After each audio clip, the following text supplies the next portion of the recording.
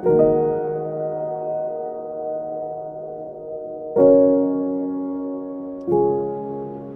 suis là pourquoi? Je suis là comme on voit sur les images certainement, on est environ 70 personnes, gilets jaunes ou non, en tout cas à s'être retrouvés là rapidement à ce péage sur l'autoroute A20.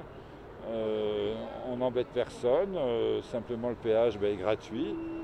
Les gens majoritairement sont contents de ne pas donner leur argent à Vinci. Il ne faut pas oublier qu'on nous a volé les autoroutes en France quelque part, puisque du temps d'il y a bien longtemps, de Gaulle et autres, c'était censé être payant 30 ans le temps d'investir, d'amortir le coût de l'investissement public.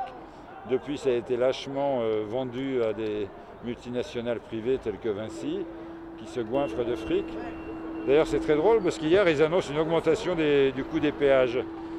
Jolie provocation. Je ne sais pas si l'État cherche vraiment l'insurrection, mais c'est quand même assez étrange qu'il propose à Vinci une augmentation des péages ces jours-ci. Enfin voilà, donc moi je soutiens ce mouvement, j'y suis pas tous les jours. Je trouve que c'est un beau mouvement populaire, des gens très différents qui se rencontrent, qui causent. Comme vous voyez, moi je suis assez militant dans quelques domaines, c'est des gens qu'on n'a jamais vus, qui jusque-là, presque tous, ne militaient pour rien, ou en tout cas très discrètement, en tout cas pas dans les syndicats, pas dans les partis politiques. C'est vraiment bien, c'est le peuple qui est là, un peu debout, qui essaye de retrouver une fierté face à l'abominable ultralibéralisme, le système capitalisme qui nous emmène droit dans le mur, notamment d'un point de vue environnemental, mais social aussi, puisqu'on sait qu'on a dépassé les 9 millions, on n'est peut-être pas loin de 10 millions de Français sous le seuil de pauvreté, ce qui est quand même un peu grave. Donc voilà, le problème il est autant social qu'environnemental. Moi j'insiste sur l'environnemental parce que je pense qu'actuellement c'est mal barré. La COP24 évidemment s'est dépêchée de ne rien décider comme d'habitude.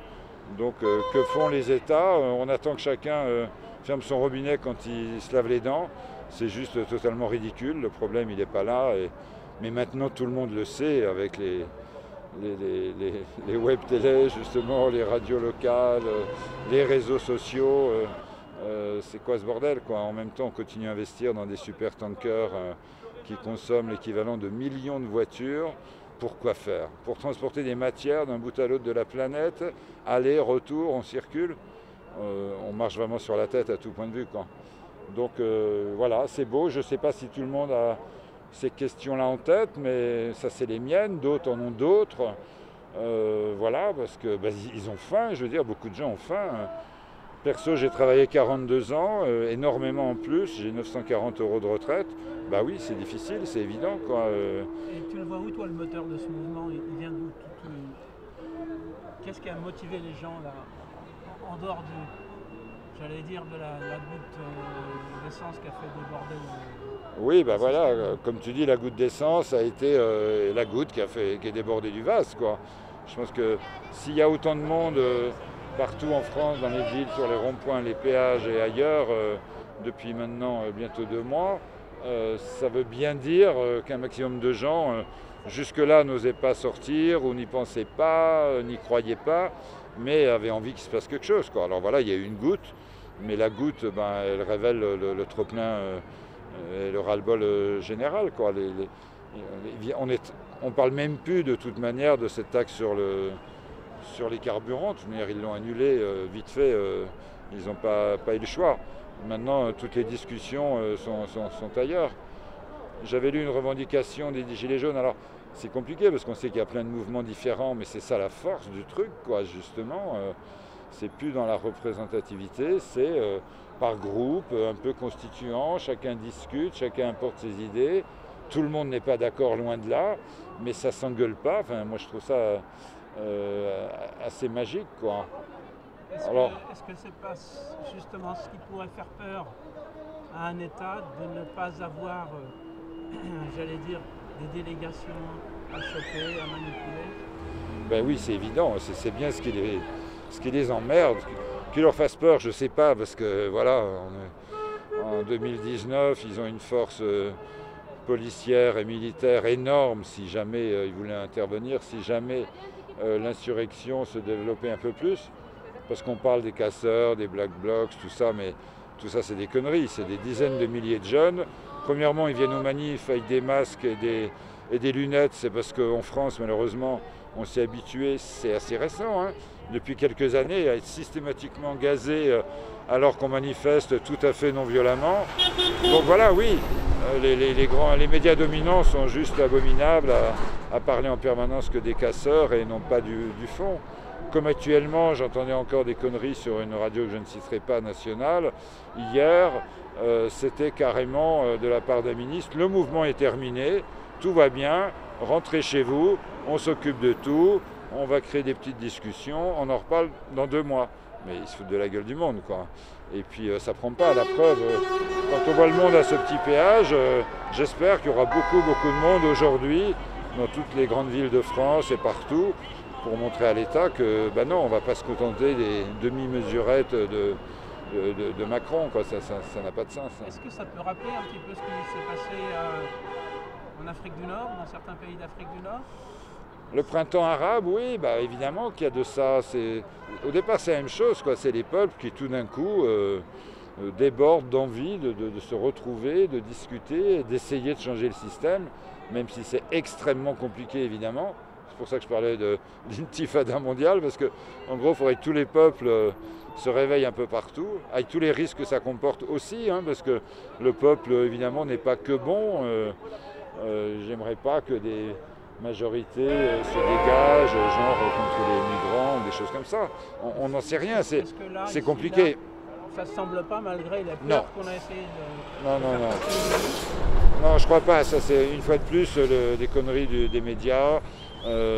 L'extrême droite, l'extrême gauche, l'ultra gauche, les fachos, tout ça.